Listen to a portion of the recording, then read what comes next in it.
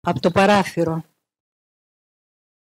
Όμορφες που είναι οι αναμνήσεις.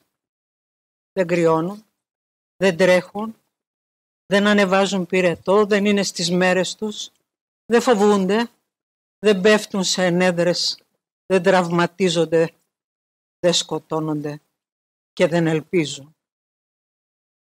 Σαν να κάθεσαι στο κάθισμα ενός τρένου, δίπλα ακριβώς από το παράθυρο και να κοιτάς την ύπαιθρο. Κινείσαι δίχως όμως να κινείσαι. Εδώ είναι όλα ίδια και απαράλλαχτα. Έξω τα πάντα αλλάζουν. Κάτι περνάει από το μυαλό σου και στρέφεις το βλέμμα στο ρολόι.